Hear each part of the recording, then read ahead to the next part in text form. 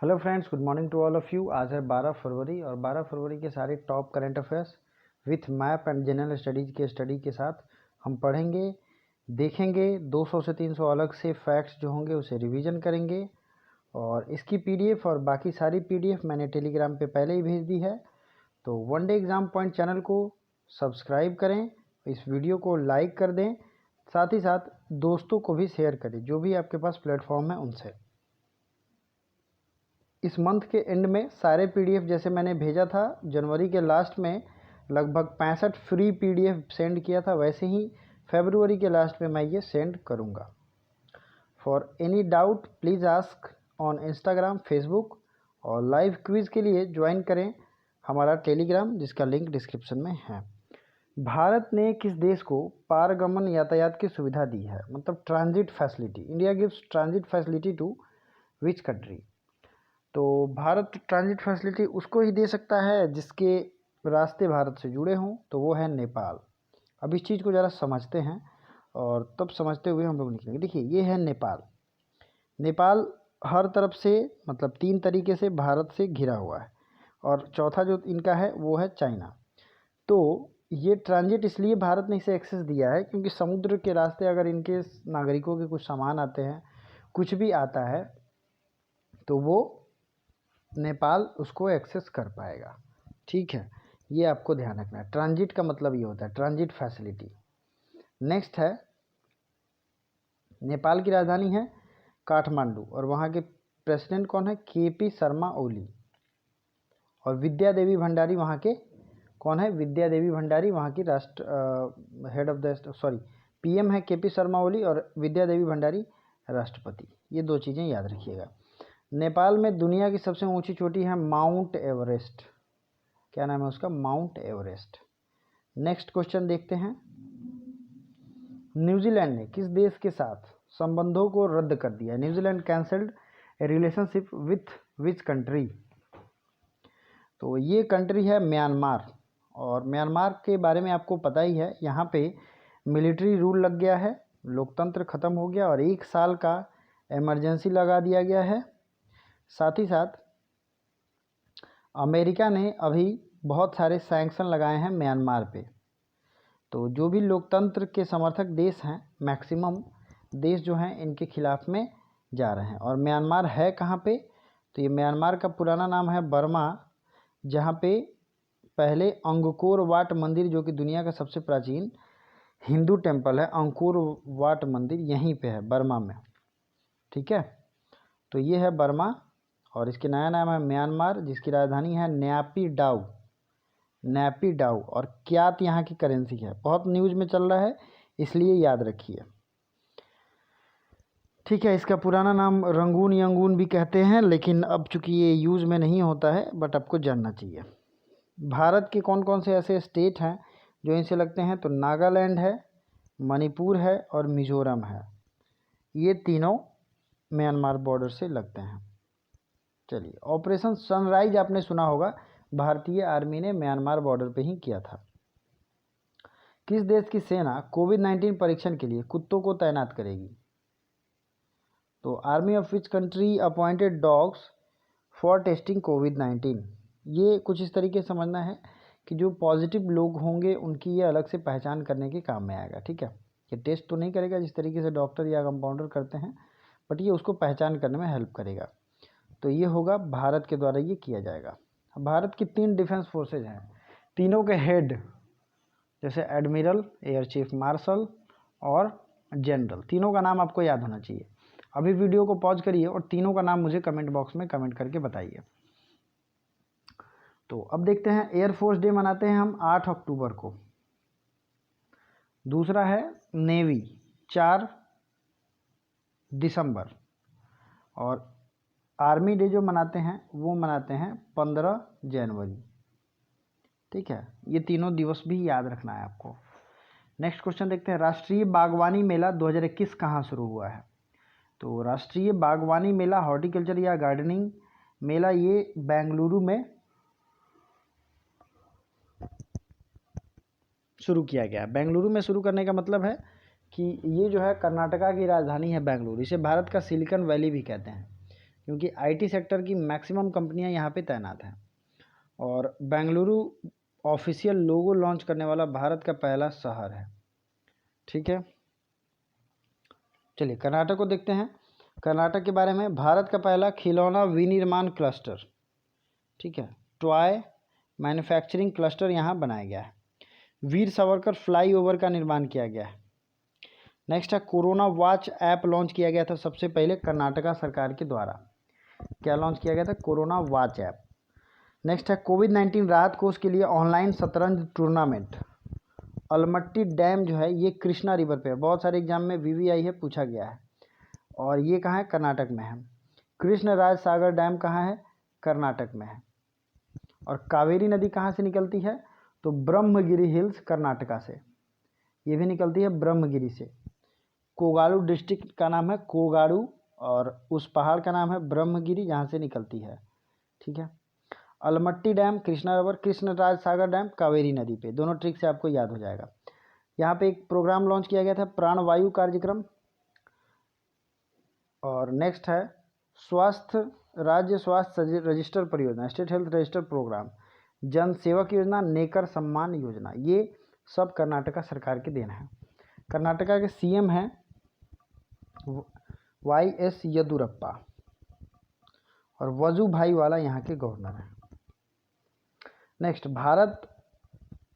भारत में लालंदर बंदरगाह सहतूत बांध के निर्माण के लिए किस देश के साथ समझौता किया? तो ये अफगानिस्तान के साथ समझौता किया है इंडिया ने। ठीक है, तो ये है मैप में अफगानिस्तान, इसकी राजधानी है काबुल और अफगानी यहाँ की करेंसी है। ठीक है, अफगान जलेबी जो आपने गाना सुना होगा, तो अफगानी जो है यहाँ की करेंसी है। और यहीं पे एयरपोर्ट है कांदाहार एयरपोर्ट, जहाँ 2001 में जो एरोप्लेन हाईजैक किया गया था वो यहीं कांदाहार एयरपोर्ट पे रखा गया था। ठीक है, ये उसके बगल पड़ोसी देश है पाकिस्तान की राजधानी इस्लामाबाद और दुनिया में सोलर पावर से चलने वाला पहला पार्लियामेंट पाकिस्तान का ही है। चलिए नेक्स्ट क्वेश्चन देख लेते हैं। अगला क्वेश्चन है 6 नंबर, किस राज्य के मुख्यमंत्री ने पैक जैविक उत्पादों की नई श्रृंखला लॉन्च किया? Which state government launch new series of pack organic product? तो ये मणिपुर ने लॉन्च किया है। ठीक है, मणिपुर के सीएम हैं N बीरेन सिंह।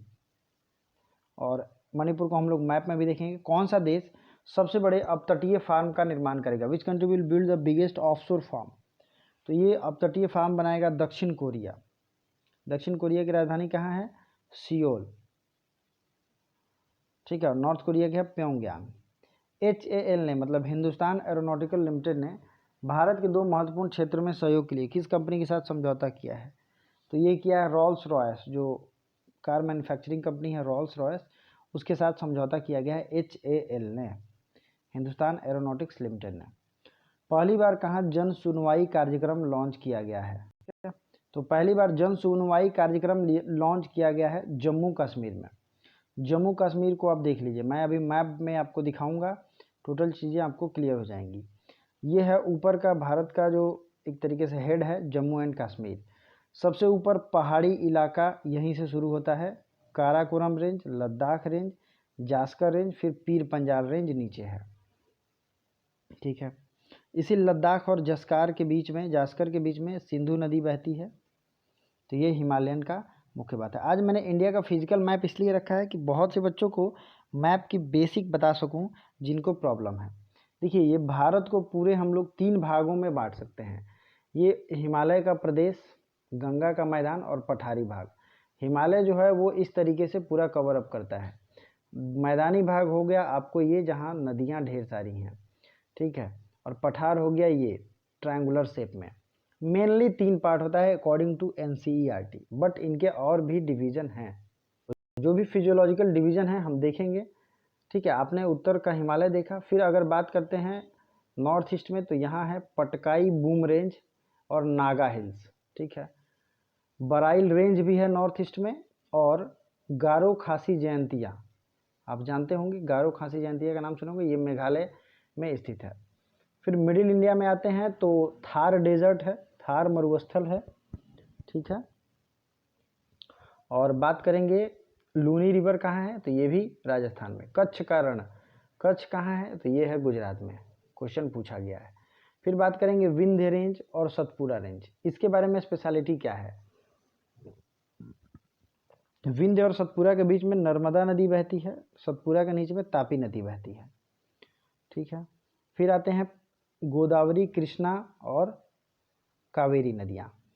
ये पेनगंगा, गोदावरी नदी की सहायक नदी हैं, छोटी छोटी नदियाँ।